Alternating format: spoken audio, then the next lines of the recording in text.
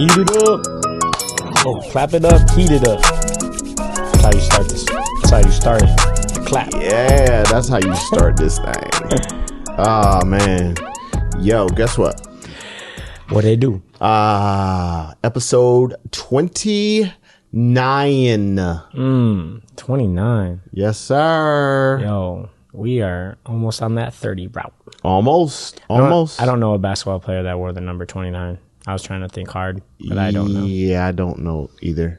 That'd be a good trivia question for anybody that wants to answer that. Jeez. What's the good word this week? Man, well, right now the weather is gorgeous out. Love that spring air. I think it's the pod days. Every time we have a pod, facts. weather be right. We should do our podcast outside one day. Would that be hard or no? Well, it'd be a ton of wind in the microphone. Let's do it on no wind day. Oh yeah, it is beautiful. Championship week. Selection Sunday coming up. Yep. Man, oh man. Welcome to March. Yeah, there's been some crazy buzzer beaters, some crazy stop buzzer beaters. Yep. Some controversial. Yeah. If you guys seen the Seton Hall and DePaul game, that was insane. I'm not going to give it too much away because, well, it already happened. But, it's like a movie, like when you don't want to give too much away. But it already happened. And they already watched it. They already heard my lights. But, dude, DePaul made like this guy on DePaul made an insane block at the end that they thought it was goaltending, but it was like maybe a half an inch from the ball hitting the backboard first, and the guy just flew out of nowhere and swatted it into the first row. Yeah, it was crazy. Yeah, that's tough. But with the ball being down 2, right, there's 10 seconds left. Seton Hall fouled the three-point shooter. Guy hit all 3 free throws to go up 1. And I think there was like 5 or 3 seconds left, and Seton Hall inbounded it, ran full length of the court, laid it up, and swatted at the buzzer. Crazy ending. Well, that's what happens in March, right? Yeah, March. You bring out the craziness. Yeah, yeah. There was another crazy, ending, I guess, if you want to call it that. I talked about it last time when I saw you. I guess I was last weekend when I was talking about it, where there were 2 teams. It was Old Dominion and what was the other team? ODU. I don't know, but that ODU versus IDK. No, that's not what it was. I don't remember the other team, but they were almost close to tying the game. Who's that? ODU or the other team? No, ODU was winning. Okay. And the other team was trying to make a comeback. There was a couple seconds left, and the refs did not notice that there were 6 players on the court for ODU. 6 players on the court. ODU scores basically the winning bucket, and game's over. They lose the championship because of they had 6 players on the court and nobody noticed it. No one caught that? No. Where's the awareness at from the refs? Yeah. So wow, that's crazy. The conference came up afterwards and basically said, yes, there was 6 players on the court. Yes, the referees missed it, but sorry. Wow. Yeah, they said that. But I'm sure those refs are probably not going to ever ref again. Well, they said that those refs would not be reffing the rest of the tournament. But major pay cut. Yeah. But there was no rules in the NCAA rule book that would allow them to review the play during the time. So once that had expired, time expired, it was a non-reviewable play. Game's over. Yeah. Yeah. Wow. Yep. Well, something happened similar in the Phoenix Suns, and I want to say Dallas game this past Sunday, I believe it was. Mm-hmm.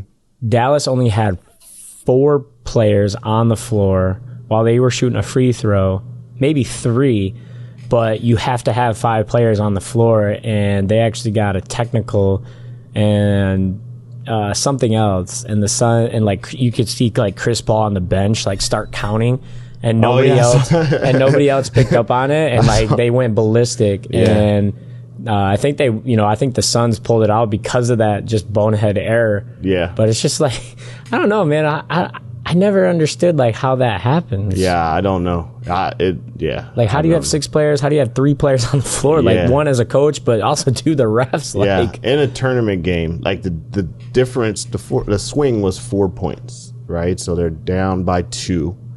If they had called the technical, they would have gotten 2 free throws and the ball. Yeah. Wow. Yeah. Would have saved their season. Yep. But I guess that's how the cookie crumbles sometimes. So that sucks. But that's March. Yeah. Well, so a couple exciting news that we did this past weekend. Mm-hmm. We did some traveling. Mm-hmm. We saw a couple players that train with us here at Hoop Lab. Mm-hmm. One in New York, Staten Island. We talked about Danielle last podcast, but they won the city championship, and now they are on to the state semifinals tonight. By this airs while you're listening to it right now, they possibly could be the state champion, the Federation champion also. If you guys don't know what the Federation is in New York, it's basically like the TOC that they used to have in New Jersey. So they claim one winner, which I think is the most coolest thing, because me being from Michigan, there was always 4 state champions. But in New York, they only can claim 1. And they're bringing it back this year for the first year since COVID. For that specific class, right? No, for like Federation it doesn't matter like what class you are. Dope. Unless I got that wrong, but I think that's what they said. Then that was cool to see, and then you and I both were at Rutgers on Saturday, and we witnessed a couple. Like the first game was great. It was East Side, Patterson East Side. Yep, and Egg Harbor Township. Yeah. And East Side ended up winning that. But it was a good game, close game. We got there right around like the end of the first quarter. Yep. And we were there for kind of like the main event, which was a blowout. But no, congratulations to the Big Blue of Manasquan winning their first ever state championship in Group 2. And man, that was a blowout game. Like, those boys came to play. Yeah, they did. I remember the first time I moved here, Manasquan's always kind of been on the radar and good in the shore, but they always called them the Beach Boys. and people are like, why are these Beach Boys so good at hoops? They should be like surfing and all that, but it's cool. They get busy. Yeah, they get busy on the court. Yeah. But no, congratulations to Manasquan and Danielle's team, St. Joseph by the Sea. So hopefully they can continue winning. But no, that was pretty cool to see. Yeah, and it was funny because one of the fans behind us. Oh yes, please tell the people on this. He said, and he was the other parent for the other team. It was he was a Caldwell fan. Yeah, he said, "Man, these guys have no chance." Meaning his team. Yeah, his team. And I said, well, that was at halftime, and I was like, well, trying to be the nice guy. I said, well, maybe the shot will start knocking down or whatever. And he's maybe like, they have some butterflies. He's like, no, there's no, they don't have a shot. I said, well, I was just trying to be nice, but if you feel that way, that's okay. Yeah, I'm gonna agree with you. Didn't he say like all we do is shoot threes? And, yeah, he's like we're 3-point shooters, Yeah. and these dudes are just too big. I mean that poor team too. Like there was so many in and outs on that team. Like they just could not buy a basket. Yep. I don't know if the nerves were high, but yeah, man. I mean, Manasquan came out. They do a good job of film study and knowing all the sets and how that team is operated, even if they have maybe a 1 day in between where they just, take practice off and just watch film on that team. But they came out to play and they did.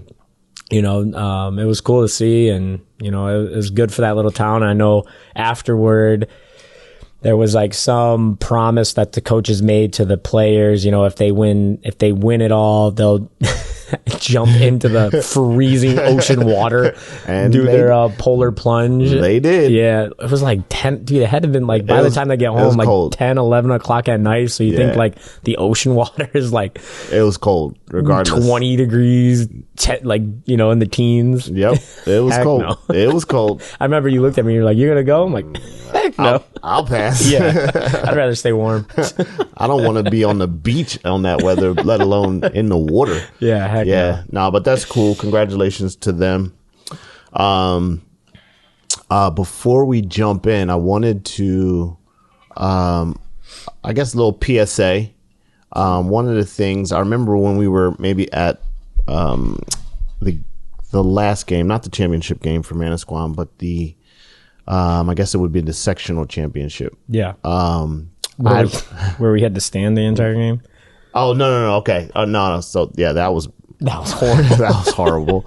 Yeah. Standing room only. Jeez. I've never done that before in a game. And me either. I hope to never do it again. Yeah. No, not in a gym with 3 rows of bleachers, for a championship game. Yeah. But, it was a game. It was it was a Shore tournament. Oh, yes. Okay. The SET. So I ran into a player, and I won't mention her name, but we were kind of talking, and I was trying to just see what she was up to, and obviously they were on a nice little run, and I wanted to see what her thoughts were on college, and if any decision had been made.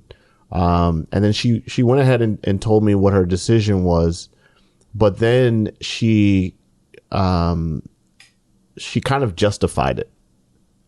She went into saying why she chose that school, and kind of like going into details. And then I didn't think of anything of it right then and there, but the next day I messaged her and I said, hey, I just want you to know, like, don't ever feel like you have to justify your decision of school. And it was, I mean, she's probably a D1 athlete, but the school she chose wasn't a D2. I don't know the specifics of whether or not there were opportunities. But in speaking to her, I felt like that she was trying to justify why she wasn't going, or why she didn't choose a D1 school.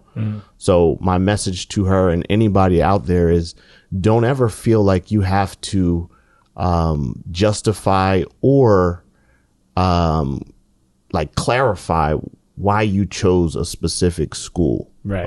You chose a specific school because that's what you wanted to do, and live with that. Like, be confident in that, be comfortable in that, and don't feel like you have to deal with any feedback from anybody else that thinks that that's not a good enough school or whatever. Right. Yeah, that's the PSA that I wanted to get out there. There's lots of good schools out there at every level. It's not a D1 or bust. It's find the place that you fit, finds the place that accomplishes the goals that you want to get to, whether that's academically or athletically. Right. But whatever it is, whatever your reasons are, and you want to get there and you go, kudos to you. Live with that. Be confident in that, and live your life. Right. Well, I think a lot of it too is like a popularity thing, right? Like, you want to be the big dog that comes out of your town, and you get the big name commitment But then when you go there and it's not all sunshine and rainbows, and it's like, man, you know, I should have went to this school because then it would have been, you know, a little bit better, or you know, whatever the case is. But yeah, you know, I mean, we run into a lot of players that simply just pick a school because it's close to home, and maybe there's some, you know, some family that, you know, maybe isn't doing well, or they just love their family so much and they want to, you know, see that support. And, you know, I think we've talked about it before on a previous podcast, but there's a certain player that had big time offers and he chose like a mid-majors simply because the school was a right fit, the coaching staff was a right fit, and he was going to really be an impact right away as a freshman. And, you know, it wasn't a big time name, but that benefited him, you know, with all those other like pros, they outweighed the cons. And, you know, I think, like you said, I think some people kind of feel embarrassed, but, you know, if you really want to go out and hoop and do your thing, you know, maybe pick a small school, because you don't want to go to a big school and then have to transfer and then end up at the school that you should have went to in the first place, but now you only have maybe 3 years or 2 years there rather than the whole 4. Don't be embarrassed by it. There's nothing to be embarrassed by. You know, your goal is your goal, and your fit is your fit. So don't let anybody talk you out of that. And again, too, you know, you go to a small school and, you know, you might do your thing and you might be that you know, that player that just kind of blossoms into a superstar. And, you know, I know that our topic today is on a certain someone that fits that mold. That they went to a small school, you know, no one knew who he was, and he worked so hard, and, you know, he's one of the best superstars to ever play the game, or play the game in today's age. And I mean, we'll talk more on that in a second. But let's jump into it. I mean, you know, I think everyone has kind of heard the news. You know, a lot of people are disappointed. A lot of fans are hurt by it. You know, the previous video of Ja Morant, you know, at a nightclub after a game in Colorado, flashing a weapon on Instagram Live, you know, and all the backlash and just kind of all the, you know, all the things that are happening to Ja it honestly hurts, you know, me personally, because seeing, you know, such a young kid at 23 years old, you know, like I just said, went to a small college, Murray State. No one knew who he was. He was luckily found by a Murray State scout, because that scout was hungry and he went to a vending machine, and Ja was at an AAU tournament and happened to be at the end of the court, you know, where no one was, where the vending machine was, and that if that scout wasn't hungry, that scout wouldn't have saw Ja. So, like, you know, the stuff around Ja, it was just kind of like a perfect luck situation. And, you know, he took that Murray State scholarship and ran with it, worked hard, made himself a name, got to the NBA, and continued to work hard. And now he's, you know, one of the best superstars in the game. And for him to just, you know, off the court making bad decisions, and, you know, not being a role model for the youth, not living up to, you know, the fans' expectations off the court, being a great person. And again, I'm not saying he's a bad person, but making the wrong decisions, whether that's, you know, his friend group, which, you know, you and I believe it's definitely that. But, you know, I'll let you talk more on it, but it's just, you know, as a fan, I love watching Ja. It hurts. It's disappointing. And honestly, I don't know if that was the end of seeing him this year. But, you know, I hope he gets his act together.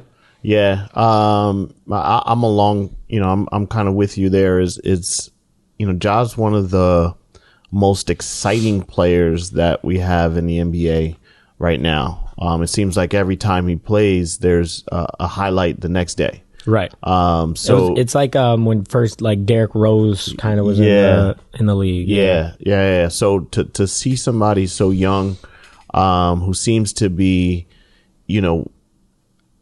ultimately kind of like making his path to wealth, I guess, if you want to call it that. He recently signed a Nike deal.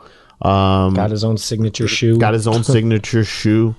And now it seems as though some of the mistakes are coming to light, and I'm just hoping that he's able to get it together. But one of the things I think the biggest topic that comes out of that is how much or how important it is to kind of like have a circle around you that kind of pushes you in the right direction. You don't have a circle of yes men or yes girls, yes women that are kind of just along with you for the ride, and just telling you what you want to hear. You need people in your corner that are going to be direct with you. You need people that are going to be upfront and let you know, hey, you're wrong in this situation. But those are the people that you want in your corner. And if they're not with you, then you have to start navigating accordingly. Right. When you don't have those, or when you do have those people around there, you don't have to get rid of them, but you kind of have to limit the negativity that's in your life. And I'm hoping that this situation kind of corrects that for him.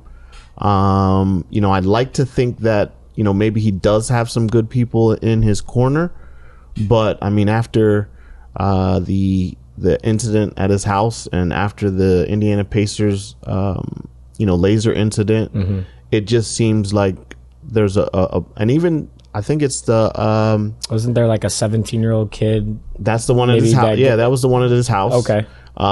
There was the Indiana Pacers incident.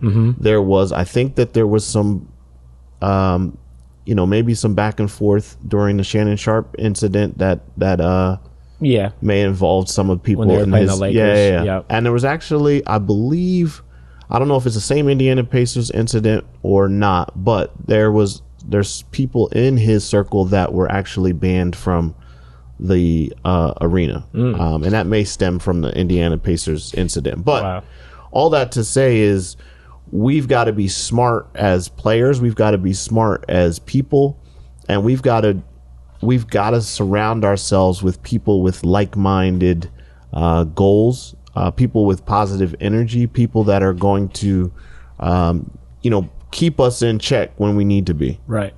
Yeah. No. And Steven Adams, his teammate on the Grizzlies, came out, and he might have even came out before that incident. Yeah, I think so. About, he was seeing every time they would go out on the road and play, he was just seeing a bad trend of, the players going out after games and just making really bad decisions. Yeah. And, he even called like a team meeting and trying to get everyone, just to stay in wherever they were staying, whatever city, but just to stay in after games, because it's not worth it, right? Like one bad decision, one mistake, and everything can be taken away at a snap of the fingers. So absolutely, Steven Adams being that guy, trying to be the leader, trying to be the captain of the team, and just telling the guys, like, listen, I've been around the league. Let's just not let's just not make bad decisions. Yeah. And for that, I wish the whole team would kind of follow his lead and take his word to heart, because like I said, any given day, like, it can one small decision, it could be taken away like that. And it kind of brings me back to, if any of the listeners out here, I know you've seen the movie, but He Got Game with Ray Allen and Denzel Washington.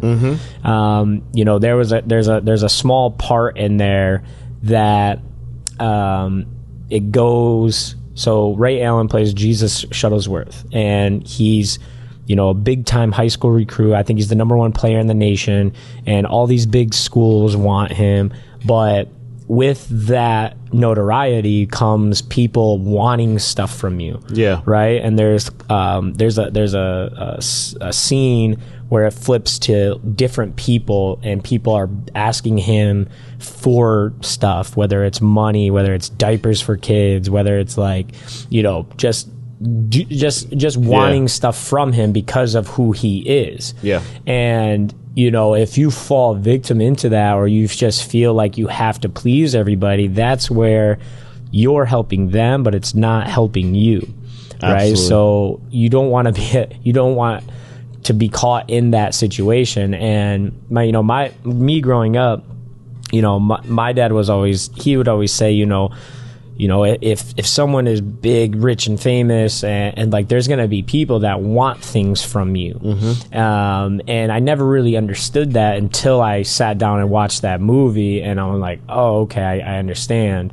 You know, I understand what he's saying. And that's where, you know, in that movie, he kind of looks at both sides of, you know, I can help this, and then, you know, he makes his own decision and changes his mind away from that. So he's only, you know, protecting himself. He's worried about himself because, again, he has his own dreams that he needs to fulfill. Yeah. And we talk about that all the time because other people have different dreams, right? So if I have a dream to make it to the NBA, or if I have a dream to make it to college, you know, my friends that are not working out with me, they're not putting in the grind, they don't have the same dream, you know, sometimes I have to sacrifice time away from them, or even some people eliminate them from my circle. Yeah.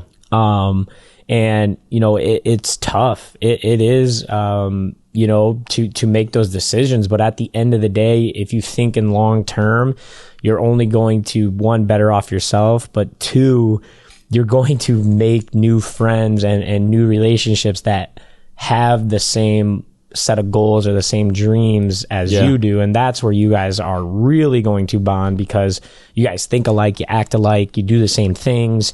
And, you know, there's no really bad consequences that come along with that if you make those right decisions. No, you're absolutely right. And I think that's where, you know, we can kind of tailor the conversation around that is, even as young as a lot of the kids are, you know, most of the kids that we're working with are kind of in that transition to, you know, reaching that college dream. So even as you get into that, you talked about building your circle. There is going to be those that they don't, like you said, they don't have the same dream. So their thing is going to be, hey, maybe they want to go out and, you know, party all the time. Maybe this one wants to go out and just play video games all the time. Those people that are in your circle are going to start pulling your energy away from all the things that you want to accomplish. Right. So you've got to start, again, you don't have to eliminate them, but you have to limit how much access they have to you. Yeah. And I think that's where, you know, like you said, it's one of the hardest things that you have to do. But how bad do you want your dream, or how bad do you want your goal? Right. You know, if it's just something that you hope to do, maybe keeping those friends is something for you. But if it's something that you really want to do, then you got to do some decision making and see how you can start limiting those people to access to your time and your life. Absolutely. And I think both of us, well, I know we both have our own personal experiences with that. You know, you've talked about it before with your daughter. I just know that personal experience. I don't know exactly, you know, but I know your personal experience with your daughter. My personal experience with me moving from a different state, you know, it was, you know, a big part of it was getting away from a circle that I had, you know, growing, you know, after college, of just, you know, friends that kind of had a different route and a different dream in mind, and wanted to do these things that, you know, if I didn't have the opportunity to move, or if I didn't make that decision, honestly, I don't know what I would be doing today. Yeah. And, you know, it was hard because, again, you grow up with these friends and that's really the only thing that it's kind of like those old movies of like, hey, we have to move because of work, but it's like, oh, my friends are here. And, the parents say, well, you're going to make new friends. And, the kid's like, no, I don't want new friends. Yeah. But like when they actually do it, they're shy or they're scared at first, but they actually make like lifelong friends. Yep. And they limit, like you said, or eliminate, those friends that kind of were pulling you into the wrong direction. And just from my personal experience, I'm not saying like, I limited it, maybe some that I just eliminated it from, but it was a decision for me because I wanted my own path. I wanted to fulfill my dream. And, that's the route I took. And honestly, I could say here right now that I think I made the best decision. Yeah. And I think the worst part was leaving my family. Right. But that was a sacrifice that you had to make to eliminate your circle from making those bad decisions all the time or trying to get sucked into some of those decisions. So, and again, like me moving here, I have a new circle and, friends that, I can see lasting a lifetime that have the same goal in mind, the same dream. And like I said, I couldn't be happier. And that's just my personal experience. And, I know you have your own, but with the listeners listening and, there's always more, right? I know it's hard to think about it, but, you will always find someone or people to generate a new circle to rely on that have the same stuff in mind. Mm-hmm. It's kind of like the same thing when you go away for college, right? You want to find those people that have the same drive as you, that like to get up in the morning and work out and stay late watching film and whatever it is. So you just kind of put yourself around those people and those surroundings and it just, it ends up working out in your favor. Yep. And that's for, that's beyond sports as well. Right. Obviously we're in a sports industry.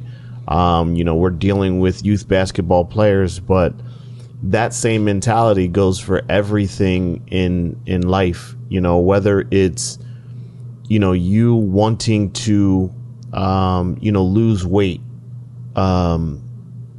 You can't necessarily be on the path to lose weight if you have 3 friends that love to go out and eat right 2 times a week. Mm-hmm. Do you know what I mean? You can't be in a circle of people that want to go out and drink 3 times a week after work if you want to lose weight. All of those things are examples of how you have to kind of find people to fit your goal. Mm-hmm. For my example, like I did talk about it before, but just to bring it up is even as a parent, when I was trying to get my daughter to help her get to her goals, it was kind of helping her and navigating her towards the circle of people that helped with that. Right. So if you have this goal and this is a goal that you want, let's find the circle of people that are kind of in that realm. Yeah. So she benefited a lot from, me being in a position where I was in the right places with the right people. When I was going to training, hey, come along and come with me. Then she would, like you said, made new friends in those training groups that, man, it connected. She was able to connect with so many different peoples just from meeting so-and-so, right? So this friend led to this friend, and then this friend led to another friend. So it was just a chain of natural people to gravitate to that had the same goals and same energy towards the outlook that you were looking for. Yeah.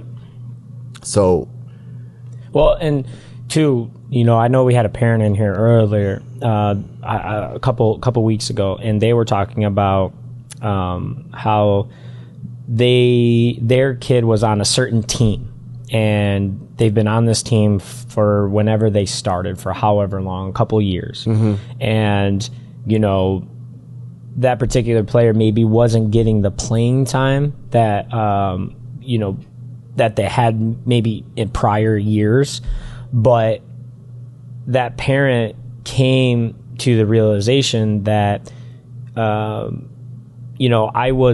kept my player on that team, not for their benefit. It was for more my benefit because I loved the parents in that team. Yeah. So instead of doing what's best for my player, I was really kind of just, and I don't know if they used the word selfish, but it was just kind of like, I really liked my group of friends and I didn't want to leave that circle. Didn't want to leave them. Yeah. Right. But you, again, weren't thinking about the player.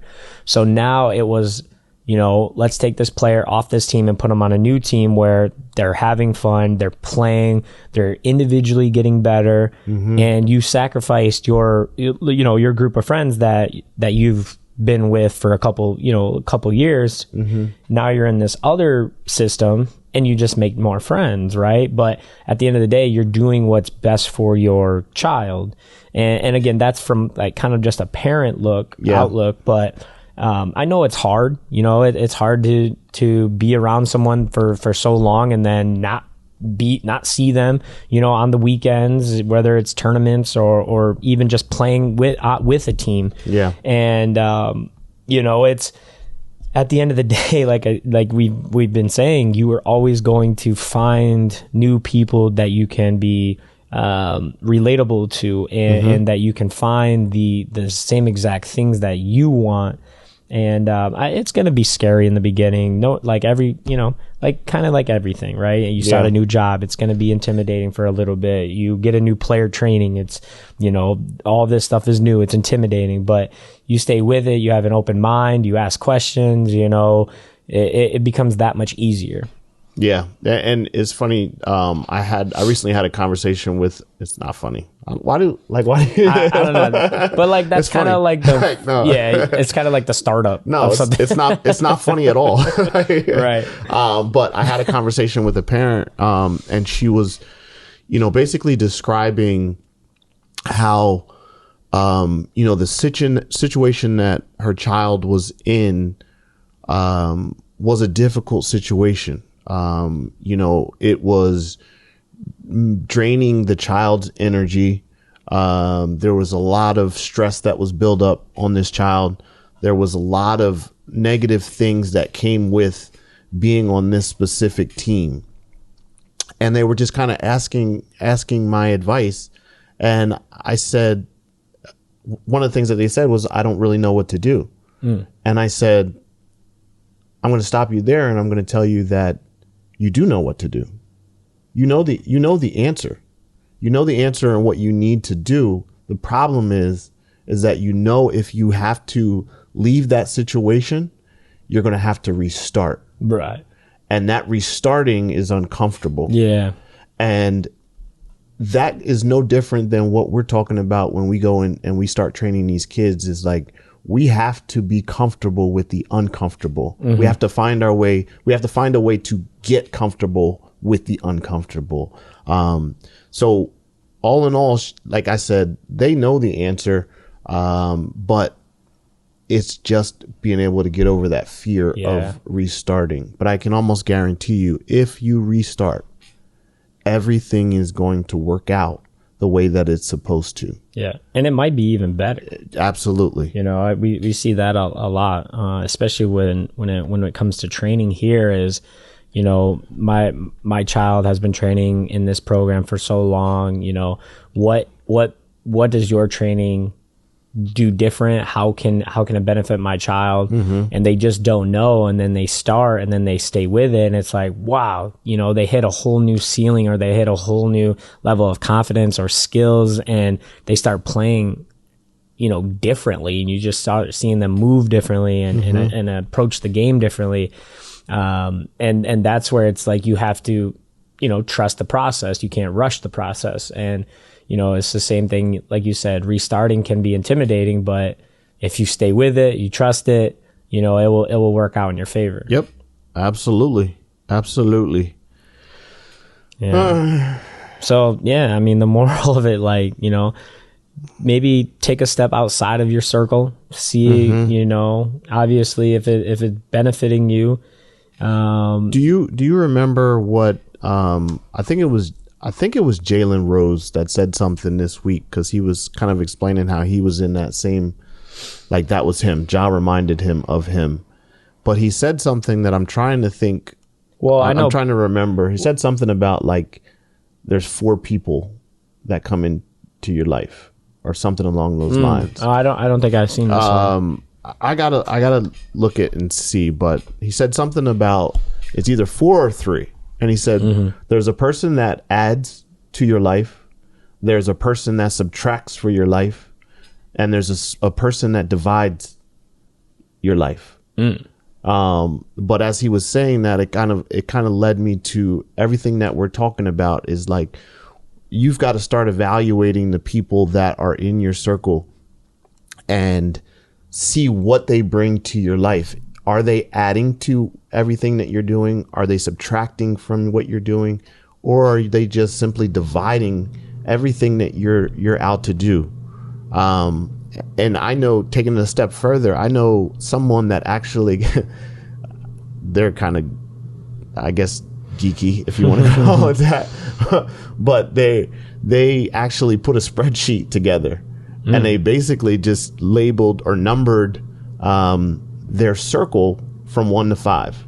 How much does this person add to the value of me?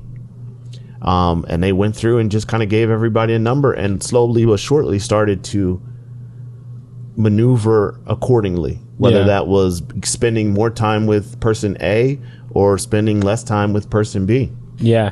And this is that quote that you were saying too. He said, people come into your life for 4 reasons: to add, subtract, multiply, or divide. You have to choose wisely.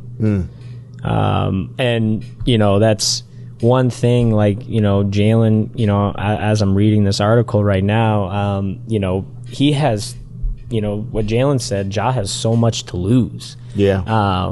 You know, and that's just one thing that, you know, there's people out there that wish they were, you know, and big emphasis on wish they were in someone's place. You know, I know a lot of kids that they wish they were Ja Morant. They wish they have the athleticism. They wish they could be as fast and as flashy and finish how like he does and have the crazy bounce.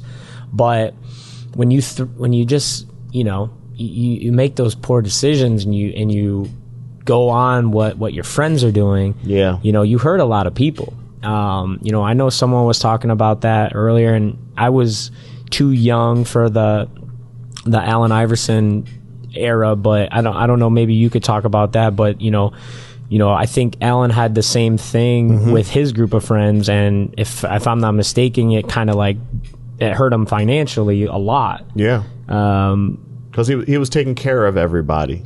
Right. He felt the need to. Right. He felt the need to take care of everybody and kind of keep up with everybody, right? So he was out spending money on this and that was kind of hurting him financially, just to try to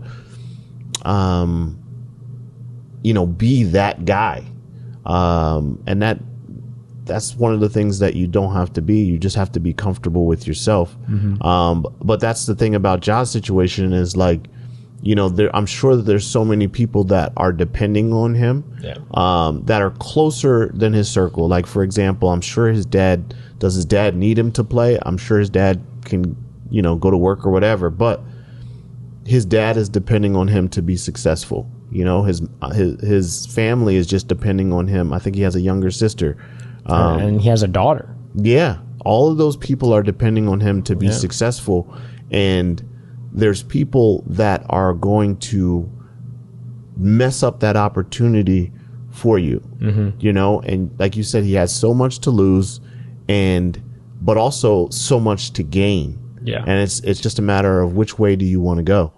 Do you want to go up, or do you want to continue this path and you know, find yourself on the other side? But as you're saying that, one of the things that come to mind is, even as you start to decline, and let's just say you go to the bottom, a lot of those people that you're trying to keep around right now, they're going to be gone. Yeah, they filter away. Yeah. They filter away quick. Yes. 50 Cent said something in his song. He said, would you still love me if I was flipping burgers at Burger King?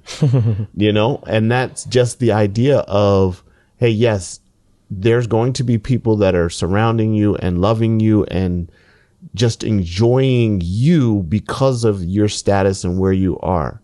But now when that is all gone, how many of those are going to stay around? Right. It's like it's almost like they have no use for you because you're not rich or you're not in the limelight. Yeah. You know, I'm sure like, and again, I don't know, but I'm sure there was people that Ja started to hang around and he hasn't maybe spoken to them or seen them in a couple years, and they just came out of nowhere. Yeah. You know, not nowhere, but they came out of, you know, hiding. Yeah. And again, you get that stuff taken away, they're gone like that, you know, and they just, I don't know if they're using him as the right reference, but you know, when you kind of look at it, you know, a lot of people do take advantage of, you know, the superstars or the high well-known actors or actresses, whatever lifestyle. It is. Yeah. They just want to be a part of it. And it's really just for their benefit for even like a night, right? Like, yo, I want to go and have 5 hours, you know, at this nightclub and just be as wild and crazy as I can just to enjoy that, maybe get a couple videos and pictures, but I'm going to use this person and I don't care what it does to them. At least I had fun. Yep. Right. Yeah. No, that's how it is, man. But moral of the story is you've got to start filtering your life. Filter all of the people, filter all of the things that you're going through. And like Jalen Rose said, figure out what is adding, subtracting, multiplying, or dividing from your life and your goals. And make it better. Yeah. Make it better. Definitely. Yo, that's another good one. That is a good one. I think there's a lot of gems that people can take from that, whether you're playing basketball, whether you're you know, just on a life journey. Yeah. Hopefully there's something in there that relates to you and something that you can use. Yeah. And you know, kind of like, you know, take a step outside of your circle and see, you know, you don't have to eliminate, but you can limit your time with so and so. But just make sure that you're staying on your path, staying with your dream, and find those people that support you, that are willing to help, and you know, won't let you make those bad decisions. There you go. There you go. Oh man, no. Man, episode 29. Episode 29 in Up the like books. No, such a good one, man. I hope you guys are enjoying the podcast. We appreciate everybody. I know we just surpassed 2,500 downloads. It might even be more, but you know, we appreciate everybody's support. Keep listening, keep downloading, keep us going.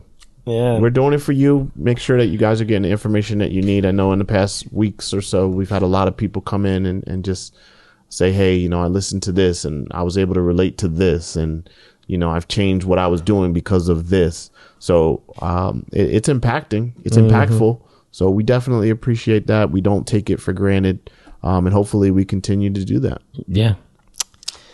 Yep. Yeah. So I guess like a wise man once said, what happened to peace? Peace. And like that, we out. And like that, we out. Click.